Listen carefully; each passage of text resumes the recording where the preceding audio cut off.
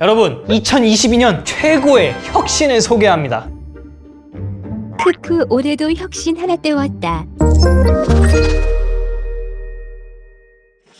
안녕하세요, 에디입니다. 드디어 공개되었죠? 아이폰 14. 정말 미친 제품이었어요. 성능 미쳤고 가격도 미쳤고, 그래서 오늘은 말 많은 아이폰 14, 여기에 들어가는 최신 소프트웨어 iOS 16, 이게 변화된 부분도 많고 개선된 부분도 정말 많은데, 미리 체험해본 iOS 16의 변화 중 아이폰 가격을 뽕 뽑을 수 있는 기능들, 이걸 소개하는 시간 가져보겠습니다. 첫 번째는 배터리입니다. 드디어 5년 만에 이 배터리 표기가 돌아왔어요. 이야, 이거 보니까 혁신 살아있어요. 하지만 이게 쓰다 보니까 살짝 불편한 점이 있는데, 배터리가 20% 이하로 떨어지기 전까지 상단 아이콘의 변화가 사실상 없습니다. 그런데 여러분, 이걸 넣어준 게 어디예요? 아이폰은 원래 그렇게 쓰는 겁니다. 사실 이거 기대도 안 했어. 하지만 12 미니나 13 미니 같은 일부 모델에선 이 배터리 표시가 지원되지 않습니다. 이게 해상도를 탓하기에는 LCD 시절 아이폰에서도 이게 잘 나왔거든요. 사후 지원의 애플인데 이건 좀 아쉬운 결정입니다. 다음은 완전히 재설계된 잠금 화면입니다. 정말 많은 것이 바뀌었는데, 이 잠금 화면을 꾹 누르면 새롭게 바뀐 잠금 화면을 커스텀할 수 있어요. 기존 화면을 바꾸고 싶으면 밑에 있는 이 사용자 버튼을 누르고, 만약 새로운 타입의 화면을 만들고 싶으면 옆으로 밀어서 새로운 항목을 추가하시면 됩니다. 지금 보면 이 사진이 글자를 가리는 듯한 입체적인 모습을 띠고 있는데, 아이폰 카메라로 찍은 인물 모드 사진뿐만 아니라 일반 사진이나 다운받은 사진도 가능해요. 근데 제가 써보니까 깔끔한 사진 빼고는 이게 적용이 잘 안 돼요.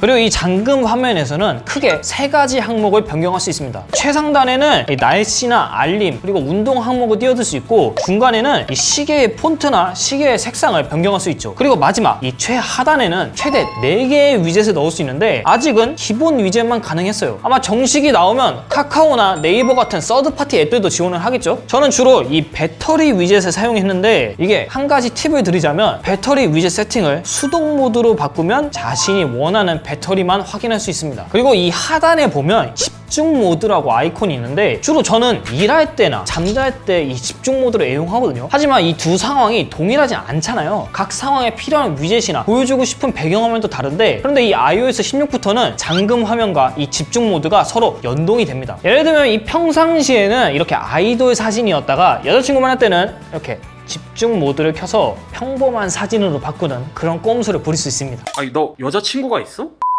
마지막으로 이 알림 표기 방식도 변경되었습니다. 위에 있던 알림 항목이 밑으로 내려가고, 표기 방식도 개수와 스택, 목록 이 3가지로 선택할 수 있습니다. 처음에는 좀 어색했는데 이렇게 변경이 되니까 이게 좀 더 편한 것 같아요. 아쉽게도 이번 베타에서 실시간 현황이라는 기능은 제대로 사용하지 못했거든요. 이게 배민이나 요기요 같은 음식 배달 상황까지도 체크해줄 수 있다는데, 제대로 지원만 된다면 상당히 편리한 기능이 될 것 같습니다. 다음은 카메라 관련 기능입니다. 이제 찍은 사진을 손쉽게 눕기를 딸 수 있어요. 따르는 물체에 손을 올려두고 이렇게 꾹 누르면은 주변에 흰색 띠가 생기는데, 요거 상당히 신기합니다. 당연히 인물 모드로 찍은 사진뿐만 아니라 일반 사진도 눕기를 딸 수 있죠. 이 보시다시피 방금 제가 다운받은 사진인데 손쉽게 따져 있는 게 보이시죠? 전문가 수준의 퀄리티까지는 아니지만 간단하게 사진을 자를 수 있어서 꽤 쓸모가 있어 보여요. 하지만 라이브 포토와 작동 조건이 똑같아서 이건 조금 개선이 필요해 보입니다. 다음은 글자를 찍으면 실제 텍스트로 변환해주거나 다른 언어로 번역해주는 기술인 라이브 텍스트 기능, 드디어 이게 한글이 지원이 됩니다. 게다가 이젠 사진뿐만 아니라 동영상에서도 활용할 수 있죠. 이게 좀 늦은 감이 있긴 한데 인식률 자체는 상당히 좋아 보여요. 마지막은 원격 조정 기능입니다. 동일한 아이디를 사용하는 애플 기기가 같은 네트워크 상에 있다면 근처 기기 제어라는 기능을 통해 제 애플 기기를 제어할 수 있죠.